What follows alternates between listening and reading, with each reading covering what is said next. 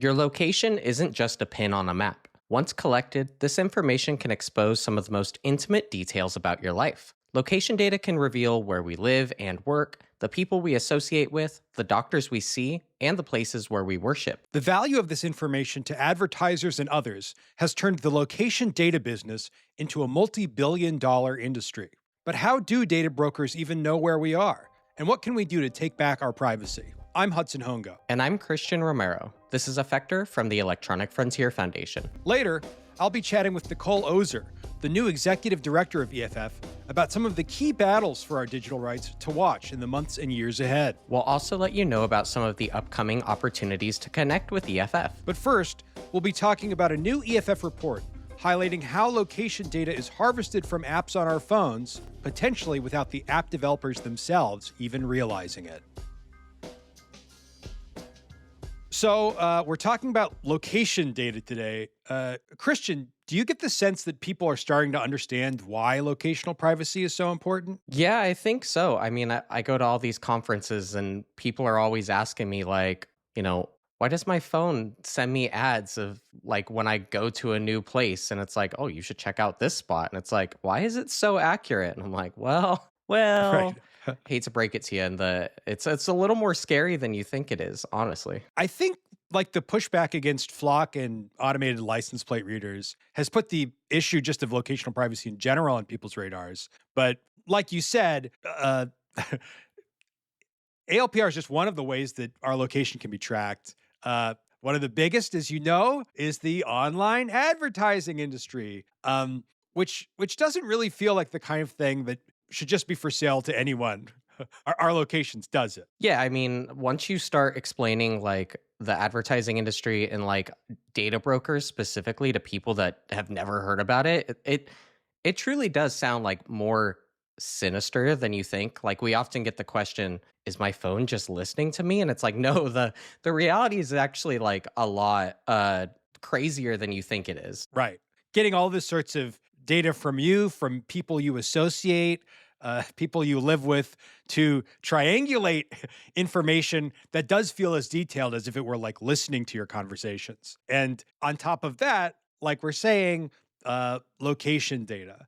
All too frequently, these data brokers get a hold of our physical locations, which are not static, which I don't know about you, Christian, but I move around the world throughout my day, and broadcasting my location can reveal all sorts of things about how I live my life. Yeah.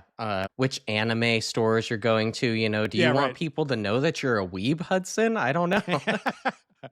This is not factual. Christian is speculating here. He has not yet bought my location data. I just want to know. So recently, our colleagues Bill Buddington and Lena Cohen looked into how mobile apps feed their users' location data into this data broker ecosystem. Specifically, they conducted a survey of some of the advertising software that's embedded within Android apps. What they found wasn't great. It was bad. I don't like. But to dig deeper into this, I chatted with Lena. Let's listen in on that conversation. Well, hi, Lena. Thanks for dropping by. Thanks for having me. So today we're talking about a new EFF report, which highlights a key way that data brokers end up with our location data.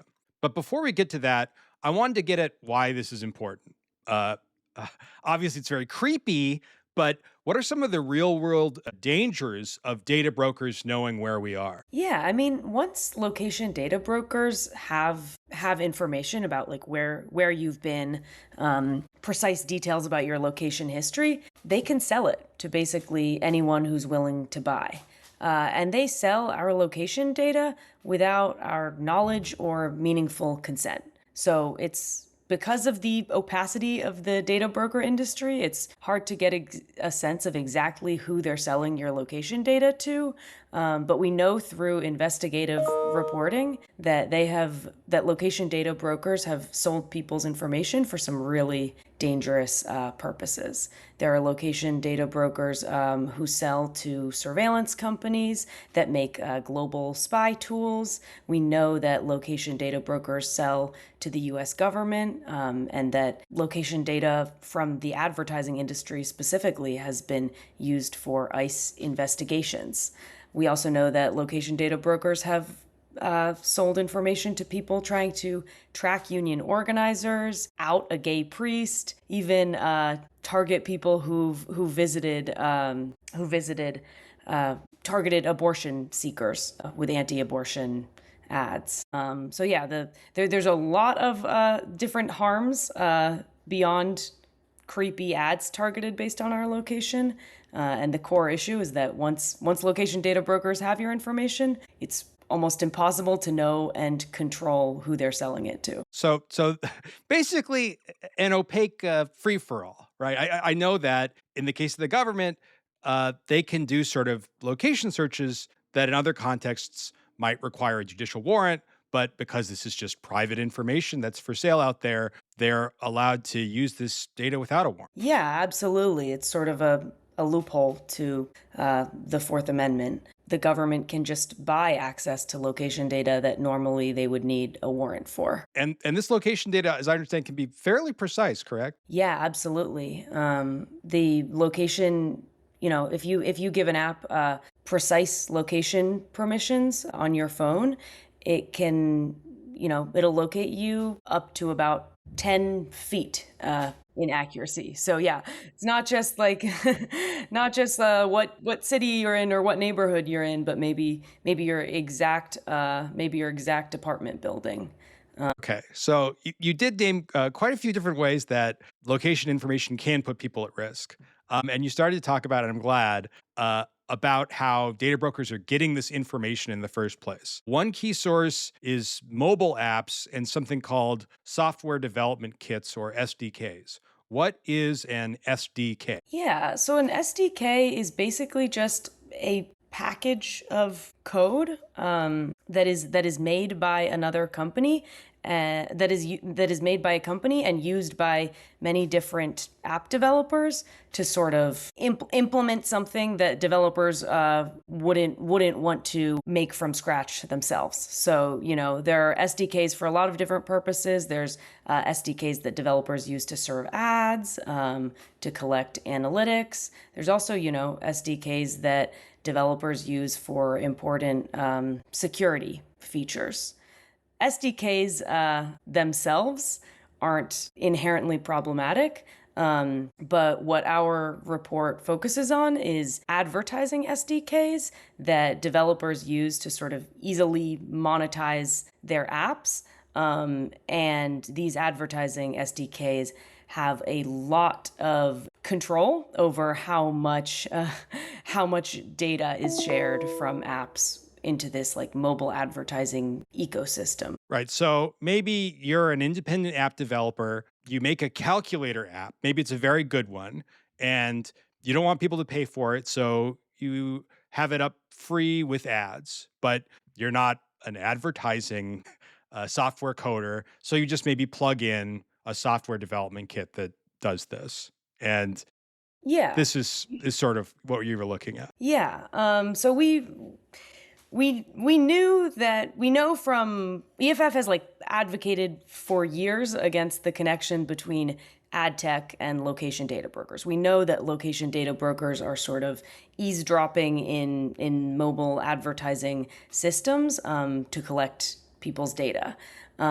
And advertising SDKs have a lot of control over what data enters this data free-for-all that is the like advertising ecosystem. So once a developer adds an advertising SDK to their app, they don't have to like manually decide what data they're sharing about each ad user and how it's going to be used to target them with ads. The advertising SDK basically, will automatically collect data that it has access to inside of an app and share it and share it in these real-time advertising auctions that we know location data brokers abuse. So, right, you and our colleague Bill Buddington looked at advertising SDKs for this report. I understand you reviewed the public documentation for dozens of widely used ad SDKs. What specifically did you find when you reviewed that developer documentation? We found, most concerningly, that there are several advertising SDKs that automatically collect and share location data whenever they're embedded in an app that's been granted location permissions. That means that a developer using these ads SDKs doesn't have to turn on or opt into location sharing. Just by using an ads SDK with its default settings, if their app needs location permissions for any core functionality, that location information could automatically be shared with this dangerous ads ecosystem, and that is a big problem because defaults matter, not just for users, but for app developers as well. Studies show that a lot of developers tend to just stick with the default settings of the third-party SDKs they use. So a developer who's not paying careful attention to the documentation of the ads SDKs they're using could be inadvertently leaking their users' location information. We found some other concerning characteristics of advertising SDKs' location sharing behavior, but I'll start with that. These dangerous defaults. Yeah. So I know your analysis ended up focusing on just 4 advertising SDKs. Do we have a sense of how many people just those 4 might impact? Yeah. So these 4 SDKs that admit to sharing location data by default are embedded in tens of thousands of apps, and according to the ads SDKs companies themselves, reach billions of users. That being said, they're not the most prevalent SDKs used by developers, but they're prevalent enough to affect billions of users. And even though we focused on just 4 SDKs with dangerous defaults, we found some concerning patterns in their documentation that reflect broader issues with with other ads SDKs. Academic research has sort of found that third-party SDKs can nudge developers towards more data sharing. And that was reflected in a lot of the SDK documentation we've reviewed, not just the documentation of these 4 with dangerous defaults. So significant scale. We know that publicly a few have admitted that, or at least you found a number that are publicly talking about how they have these dangerous defaults, but just the ecosystem itself affecting a very, very high number of people. Yes, absolutely. I think that there's part of the reason we published this report is that, people sort of, this is, these SDKs are likely embedded in apps used by billions of people. And I think very concerningly, the location, we actually looked at some apps that have these SDKs, and we found that they were sharing precise location data without any meaningful notice or consent to the user. So there's probably billions of people using apps that they don't realize. Whenever they grant location permissions to this app, they're also granting location access to sketchy third-party advertising companies and potentially location data brokers too. So you mentioned this a bit before, but I gather that part of the problem here is that app developers themselves don't necessarily know that these software development kits they're plugging into their apps are collecting this kind of data on their users or sharing it with third parties. Is that right? Yeah. I mean, it's not to say that there aren't app developers who might be intentionally selling location data to data brokers, or app developers who wouldn't turn on location sharing to make more money through ads. But the fact that several advertising SDKs are sharing location data by default really increases the risks of developers sharing location information without realizing it. And this isn't a hypothetical risk. In 2025, there's this location data broker called Gravy Analytics. They're connected to another location data broker that sells to U.S. law enforcement, including ICE. This data broker was hacked. And the leaked data revealed thousands of apps that may have been sources of location data. And when journalists reached out to developers of apps on this list, most claimed that they had no relationship with Gravy Analytics, or they'd never even heard of Gravy Analytics. So I think that, if they're telling the truth, I think this really points to the fact that this points to how important it is to understand the location sharing behavior of third-party SDKs, because sometimes they have more control than the developers themselves over what data enters the ads ecosystem. And whether they're aware or not, developers still have a pretty important responsibility here, right? Absolutely. Regardless of what the default setting is of an advertising SDK, developers have a responsibility to protect their users' data, especially data as sensitive as location data. That being said, we shouldn't have to rely on developers reading the right piece of documentation to keep our location data safe.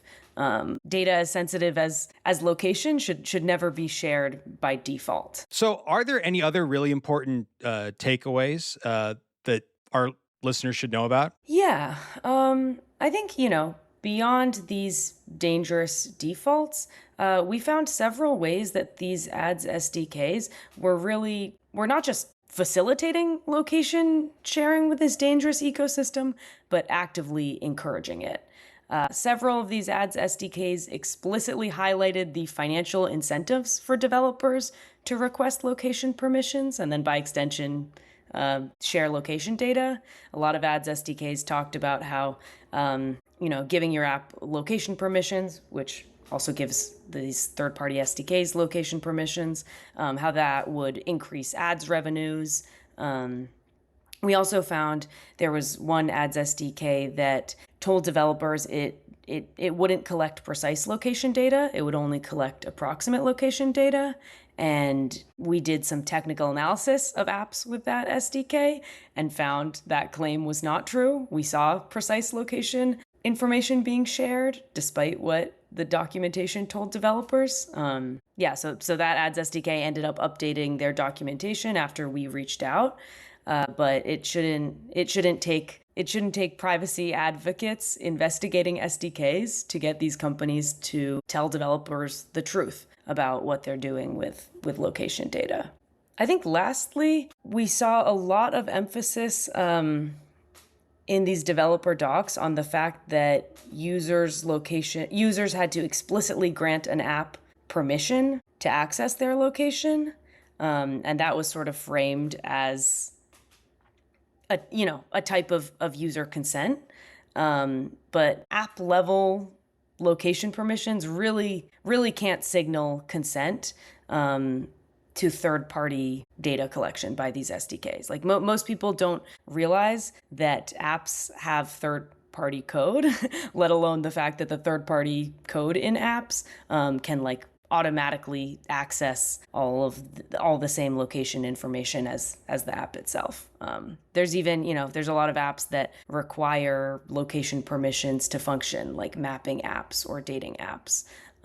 So even though these SDKs frame the app level location permissions as a type of user consent, it's really, location data is still being shared with advertisers without people's meaningful consent or knowledge. I know that a lot of our listeners are probably fairly troubled to hear this and aren't necessarily satisfied to wait for other parties to do the right thing. In the meantime, what can users do to protect themselves? Yeah, so users can definitely take some steps to defend their location privacy. First of all, be very careful about the apps that you share location permissions with, and be aware that when you're granting an app permission to access your location data, you're also giving that same access to all the third-party code embedded in that app. I would say, don't give an app location permissions if it doesn't need it, and if you do have to give an app location permissions, give it sometimes you have a choice to give the app approximate location permissions instead of precise.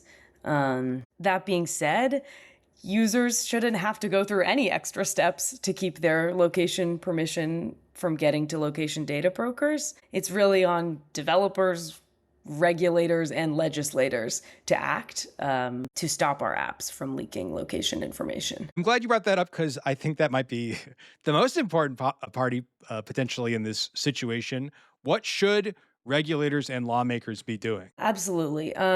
First of all, regulators should continue holding app developers accountable whenever they unlawfully share personal data, especially location data. But that being said, they shouldn't just focus on individual app developers. They should scrutinize these companies whose SDKs actively encourage location data sharing. They should, scrutinize the companies who make location data sharing the easiest option for developers. Otherwise, we'll see ad tech companies continue to design their SDKs to make location data sharing the default while sort of shifting the responsibility and consequences of any non-compliance to the developers who just use their tools as is. Next, we certainly need more and stronger data privacy laws that give developers and ad tech companies an actual incentive to protect people's personal data. The U.S. is in dire need of a federal privacy law, especially one that doesn't preempt stronger state privacy laws and has a private right of action that would lead to it actually getting enforced. But in the meantime, while we're waiting for a strong federal privacy law, states can pass strong data privacy laws if they don't have them already, and regulators can enforce the laws that are on the books. I think that would be a really good start. And one more thing that legislators can do to actually address the root of this problem is banning online behavioral advertising. That's advertising that's targeted based on people's online and offline behaviors, not just the content that they're looking at in the moment. That's the system of advertising that incentivizes almost all the companies we interact with to track and share our personal data. And that's the system that incentivizes apps and advertisers to broadcast our location data into these insecure advertising systems. And I think, unless we address the root of the problem and move away from surveillance-based advertising, companies might keep finding ways to bypass our privacy protections and keep tracking our location data. Well, thanks again for coming by, Lena. Yeah, thanks for having me. Quick break to remind you, EFF is a member-supported nonprofit, and your support is what makes this work possible. If you want to help EFF keep fighting for your digital privacy, head to EFF.org/podfan. For as little as $10 a month, you'll get our latest member t-shirt and join the community of over 30,000 EFF members fighting to make sure technology works for everyone. That's EFF.org/podfan. One more time, EFF.org/PODFAN. All right, back to the show. Okay, Christian. So I actually had the chance to conduct 2 interviews this week. Have you been able to chat with Nicole Ozer, EFF's new executive director, since she started? Yeah. We actually worked together on a social media video that everyone should check out too. But yeah, she's been great to kind of get to know over the past few weeks. And I know a lot of people who are in this space are already familiar with her work with privacy in California, some landmark legislation there. But in any case, I thought my conversation with Nicole was really interesting. Let's listen. Well, hi, Nicole. Thanks for dropping by. Thanks so much, Hudson. It's so great to be here on the podcast. Thanks. Yeah. So on the podcast, we're often doing like pretty deep dives into specific rights topics, but I'm excited to have you here today because I thought it could be a good time to take a step back and get a little bit more of the bigger picture. A picture that feels pretty big these days. And so this is a big one, but I just, want to start off. What do you think makes the moment we're in right now so consequential when it comes to technology and our civil liberties? Yeah, I mean, this is an incredibly important time for issues about how technology is built, how it's used, and who gets affected by it. I mean, being the new executive director at EFF, there couldn't be sort of a more important time for the work that we do every day to really ensure that technology is supporting rights and justice and freedom and innovation for all people. Because we're all living digital lives now. When EFF was first founded in 1990, a lot of people thought that digital issues and digital rights issues were really siloed from issues that were sort of basic to rights and justice and democracy. But, you know, now these EFF issues are really the kitchen table issues, like in terms of our lives, our livelihoods, the future of our democracy. And, many of the threats that once seemed hypothetical, 36 years ago when EFF was founded, those threats are now really reality. Government and corporations, they possess surveillance capabilities that were certainly unimaginable 36 years ago, and certainly, even just a few years ago. The current administration took office with the most massive and sophisticated surveillance infrastructure in the history of our country and the world. There has been $1 billion a year sent down by just the US government alone to local communities to be building surveillance infrastructure, license plate readers, and drones, and face surveillance. Um, and then, of course, again, we're living digital lives. So, we are, when we use most apps, when we are, surfing the web, there's a massive amount of information collected about who we are and where we go and what we do and who we know.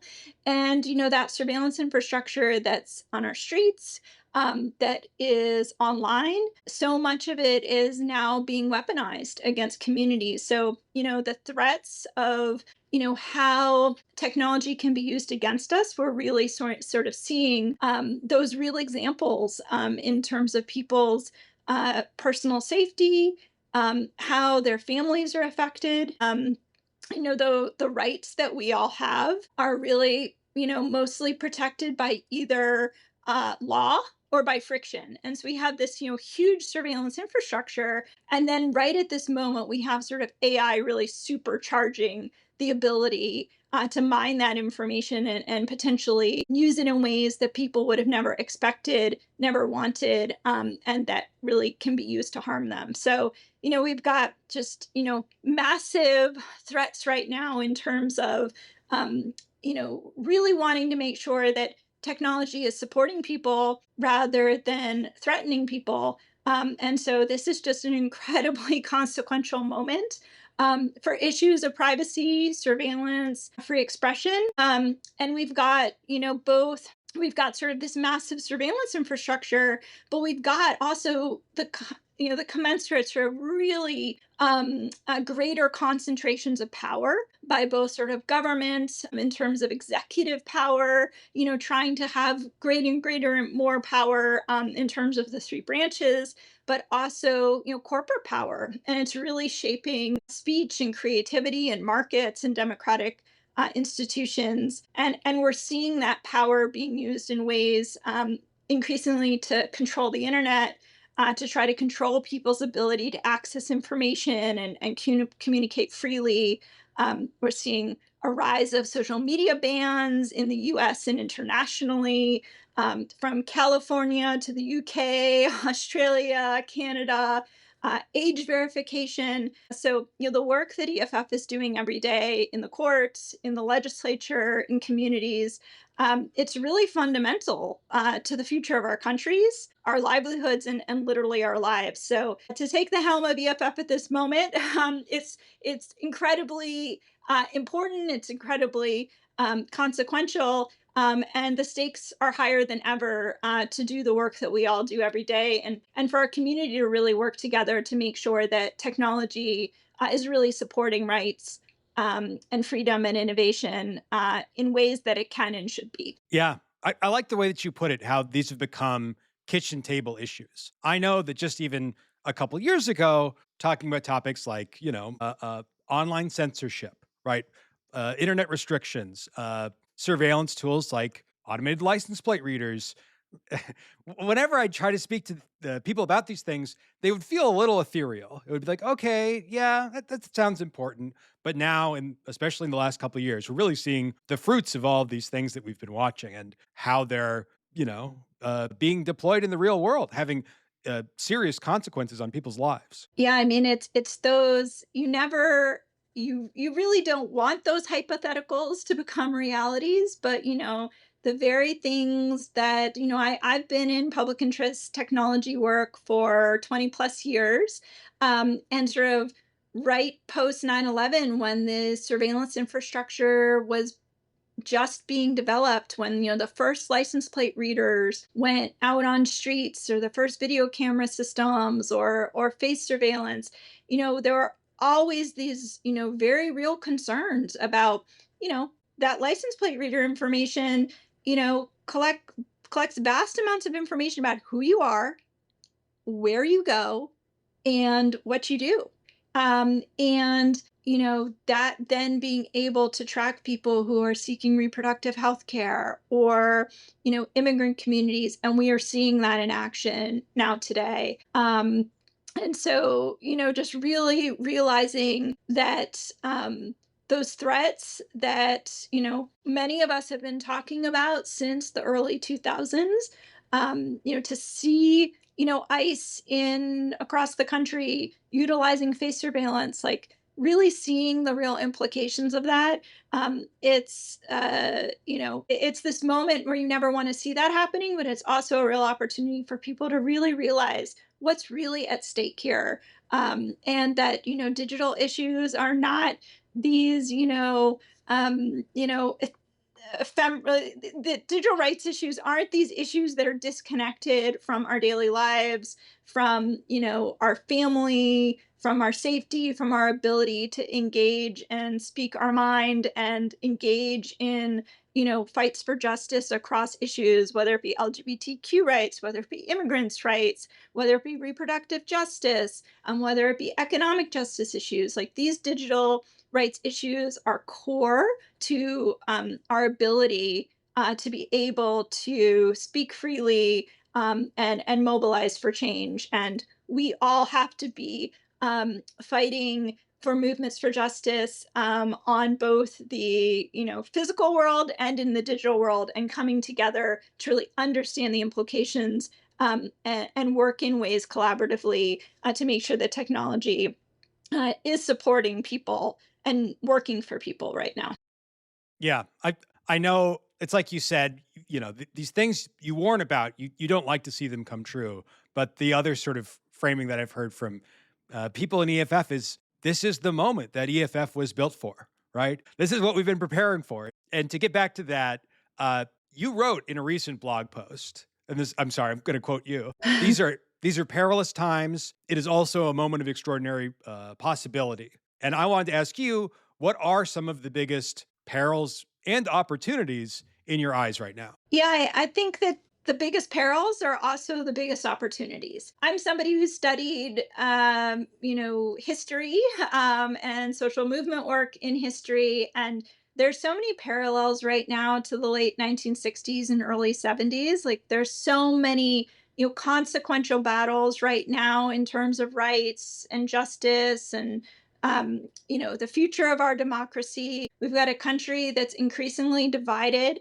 And we've also, in this moment of sort of exponential advances in technology, which was a very similar moment to the late 60s and early 70s, sort of during the civil rights movement and at the rise of modern computerization. And so, you know, these are our this is the moment of our generation, right? A lot of us have studied and learned about sort of what did people do and how did they show up and how did they work together for change in that moment? Like, this is our moment of our generation. And I feel that, very deeply of, you know, how do we all show up at this moment? How do we stand together in this moment? What do we work together to do in this moment? Because people will be looking back at this time of history and saying, what did people like us do in this moment when we were kind of faced with this trajectory of time of sort of what are the future of rights and about sort of how people are treated in this country. What is the future of how technology will be used or misused? And so I think that the biggest peril is that we kind of don't come together in this moment and really fight for what's right. And the biggest opportunity is that we really see this moment for what it truly is, and to really come together to build that power together. And the blog post you quoted from was my initial blog post as executive director, and it's titled "Building Our Future Together."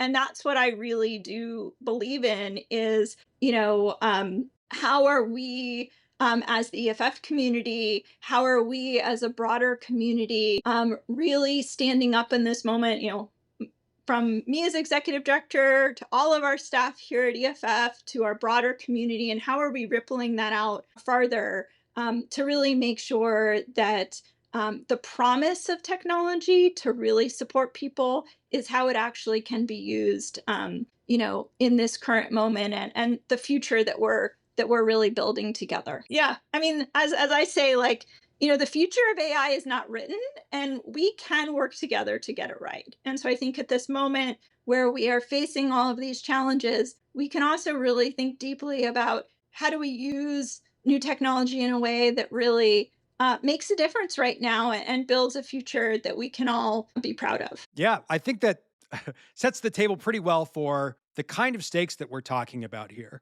I did want to ask, are there some other like key battles you can point to when you're anticipating what individual fights are going to look like? There's a lot of separate issues, but they really are intertwined with, the common thread, which is, ensuring that technology empowers rather than controls us.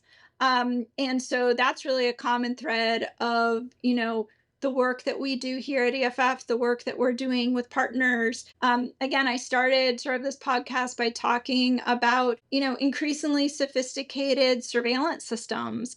We really do need to challenge those systems. We need to find ways to ensure that we can speak freely, move freely, not live in a situation where we have to wonder and worry, who's watching us, and can we actually, engage in a democratic society.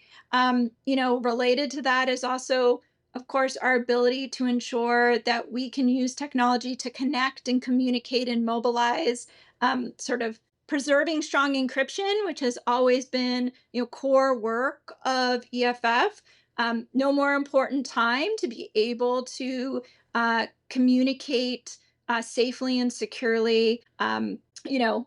EFF is not only, working on those issues from a legal and policy side, but, our own technologies that we develop and support here at EFF, like, Privacy Badger, which makes sure that, what we do online can't be tracked, to CertBot, which, currently supports the encryption of more than 45 million domains across the world. Like, EFF, we are working on sort of all different types of work to ensure that there's strong encryption, that there's online anonymity.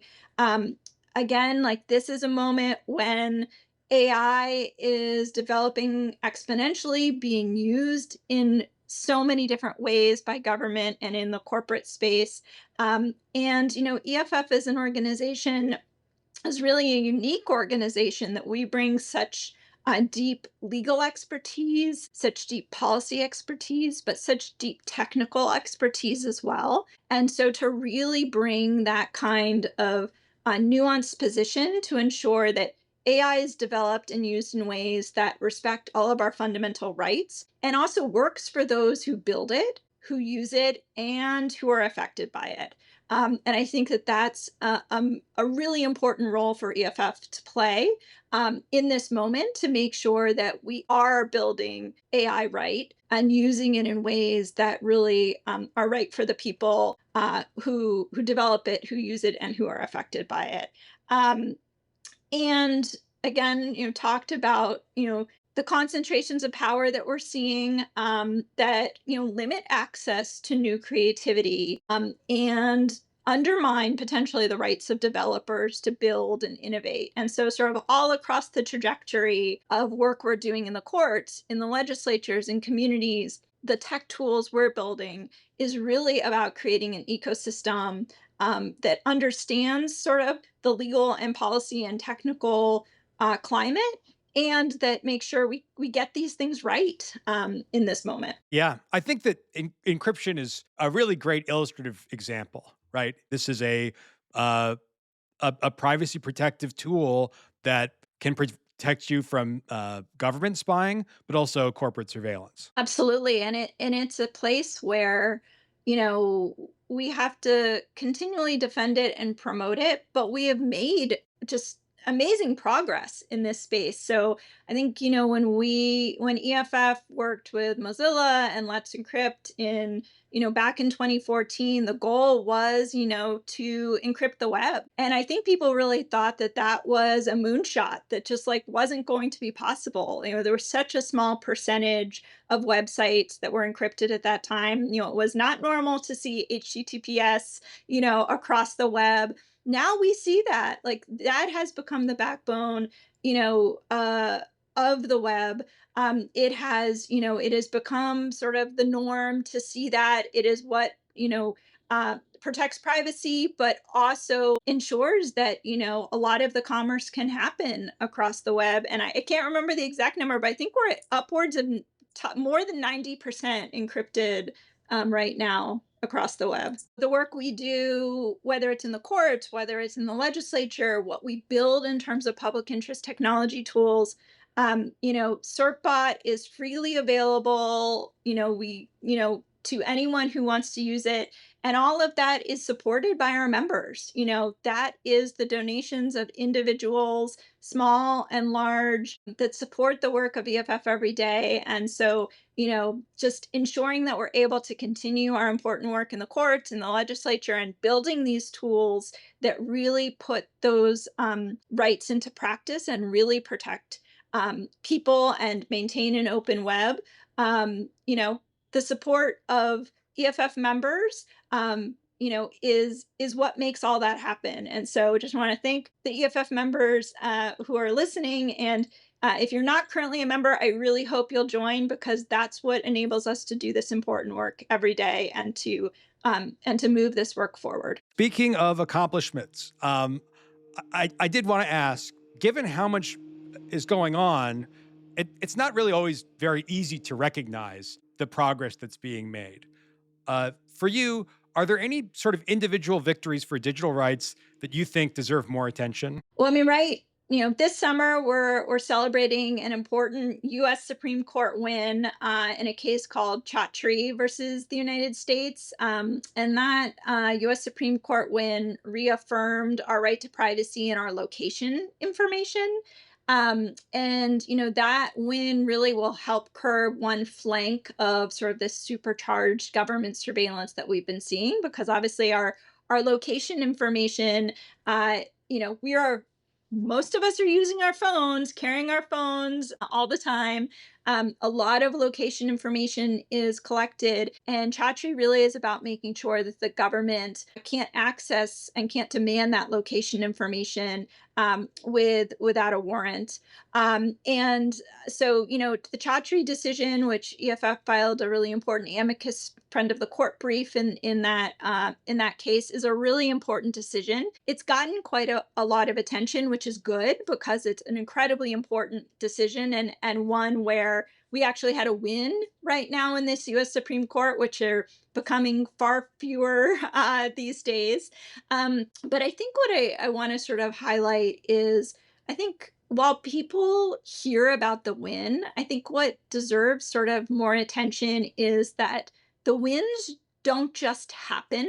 Like winning Chatri in the US Supreme Court in 2026, this win was built through strategic work over time across strategy starting like 15 years ago. And so I think what's important to understand and for people to really recognize is that, it is this strategic work that, gets planned 10 years in advance to really think about how can we move cases, how can we work in community, how can we build legislation. And that Chatri win this year was really built on a lot of building blocks of doing doing cases in the lower courts starting in the 2010s, passing landmark legislation in California called CalECPA, which requires a warrant for electronic communications including location information, which I spearheaded with EFF lawyers before coming to EFF. If folks could actually see my office, they'd see the sign bill right over my shoulder for CalECPA. It's about, working also with companies for how they can better protect location information and seeing those policies go into place. So it's all these different building blocks that have to be their successes over time that get you to a win like the Chatri case. And that takes strategic thinking. It also takes sustained resources for this type of work, and it takes expertise across, lawyering and policy work and technical expertise. And so that's something that EFF, brings that continuity of thinking and that strategic work that enables us, to really fight and win against, some of these really powerful forces.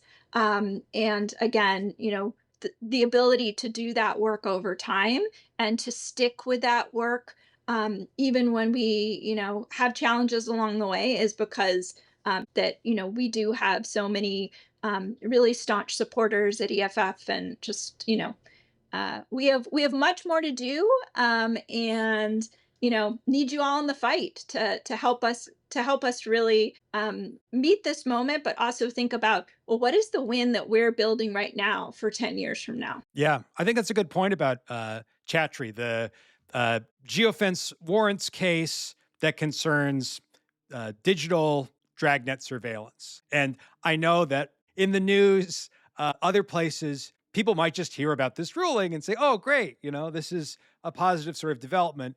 But I know within EFF, among our lawyers, this is a thing that people, we've been writing friend of the court briefs for years, right? As it moves all the way Yes. up to the Supreme Court. We've been following, and like you said, not just this individual case, but the entire space about warrant requirements for digital surveillance is a years long, and if you're not paying especially close attention, sometimes a little bit invisible process that does build up to, big victories like this one. Yeah, and I think even just, EFF issues being now kitchen table issues, like all of that is happening behind the scenes, right? And when I started my career, and as you said, a lot of times people didn't really understand the work that we were doing, or weren't sure how it sort of intersected with, the issues that they were experiencing every day. But now how technology is built, how it's used, it affects all of us. It affects,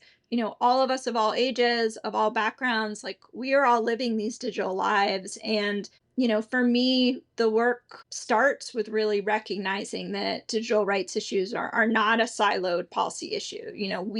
We have to fight and win on the digital terrain to organize, to speak freely, to access healthcare, to find work, to receive an education, to participate fully in democracy.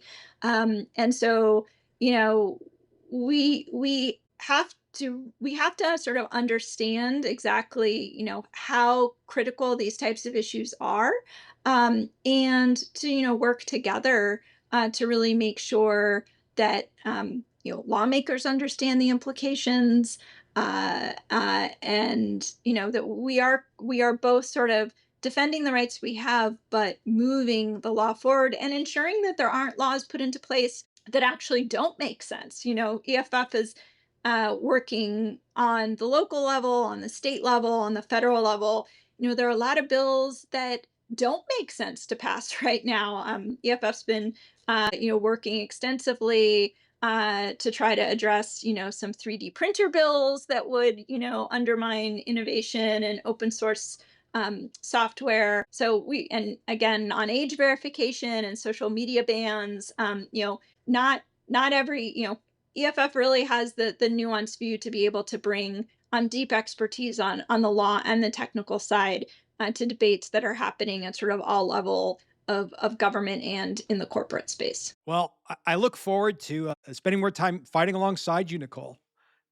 Thanks again for stopping by. Well, thanks so much for having me on the podcast. And thank you for all the work that you do and for the EFF community support and all the work we do every day at EFF. And now, events and opportunities. Christian, how can people connect with EFF in the weeks to come? Yeah, on Labor Day weekend, September 3rd through the 7th, we're going to be at DragonCon in Atlanta, Georgia. You can spot EFFers in their favorite cosplays while speaking in the Electronic Frontiers Forums track. Then, later in the month, you can find EFF's Executive Director Nicole Ozer for a happy hour in Washington, D.C., where she'll be chatting about her vision for leading EFF forward during this critical moment.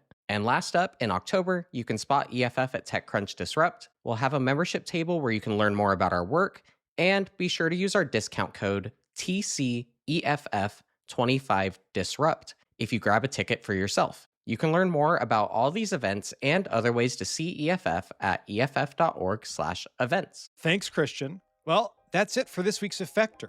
Effector is a podcast by the Electronic Frontier Foundation, the leading nonprofit defending online civil liberties. Our theme music is I Dunno by Grapes. EFF promotes digital innovation, defends free speech, fights illegal surveillance, and protects rights and freedoms for all. Become an EFF member today at EFF.org/podfan. Your organization can also join the fight for digital freedom by supporting EFF and this podcast. Our work inspires a broad audience of activists, technologists, legal experts, creators, gamers, hackers, and everyone who relies on digital tools in their daily lives. Learn more about sponsorship at EFF.org/thanks.